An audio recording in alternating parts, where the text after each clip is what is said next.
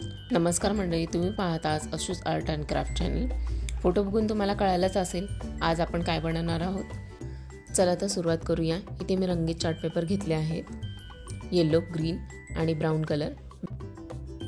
Brown कलरचे paper घेतला आहे, त्याच्यापासून 2 सेंटीमीटरची एक स्ट्रिप कट करून घ्यायची आहे। ती दुमडून घ्यायची। बघू शकता इथे दुमडून घेतल्यानंतर त्याला अर्धा काप द्यायचे आहेत। थोडं असं कट करून घ्यायचे। बघा इकडे मी कसं केलं आहे त्याप्रमाणे करून घ्या आणि त्याचा एक टूथपिकला लावून गोल गोल फिरवून चिटकून घ्या। त्याच्याने आपल्याला सूर्यफुलाचा आतला जो भाग आहे ब्राऊन कलरचा, जिथे बिया असतात सूर्यफुलाचा, त्या तयार होईल। अशा प्रकारे चिटकून घ्या व्यवस्थित। बघू शकता इथे मी कसं चिटकून घेतलं आहे। व्यवस्थित चिटकून घ्या।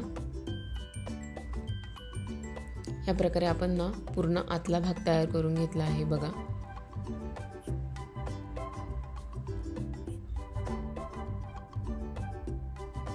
तुम्ही ग्लूची बॉटल डायरेक्टही याने चिटकू शकता, पण मला हाताने करायची जास्त सवय असल्यामुळे मी ग्लू हातानेच वापरते।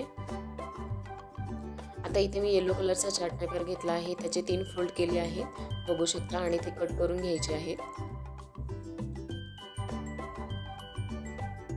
इथे 5 सेंटीमीटरला मी मार्किंग करून घेत आहे। 5 सेंटीमीटर पुन्हा त्या पेटलची साईज 5 सेंटीमीटर मी ठेवणार आहे प्रत्येकी, त्यामुळे आपण बरोबर एक्झॅक्टली 5 सेंटीमीटर मेजर करून कट करून घेणार आहोत। आणि ते कट करून घेतल्यानंतर बघू शकता इथे मी कसं फोल्ड केलं आहे, म्हणजे एका ह्याच्यातून 4 पेटल्स तयार होतील। अशा प्रकारे त्याच्यावर ड्रॉ करून घ्या पेटलचा आकार व्यवस्थित, आणि तो कट करून घ्यायचा आहे।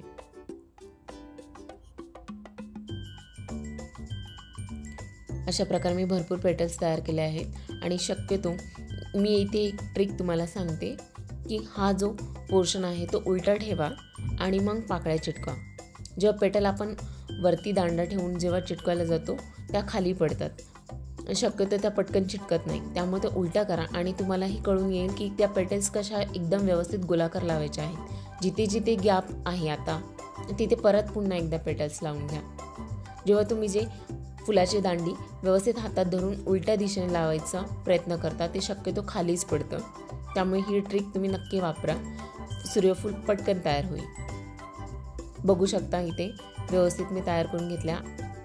आता ग्रीन पेपरचा आपण सूर्यफुलाच्या पाकळ्या आणि दांडा तयार करून घेणार आहोत। बघू शकता इथे मी कसं केलं आहे त्याप्रमाणे करून चिटकवायचं आहे, आणि वरतून परत एक ग्रीन पेपर मी चिटकून घेते आहे। त्याच्यानंतर आपण पानं करून चिटकून घेणार आहोत। बघू शकता तुम्ही मी कशा प्रकारे केलं आहे।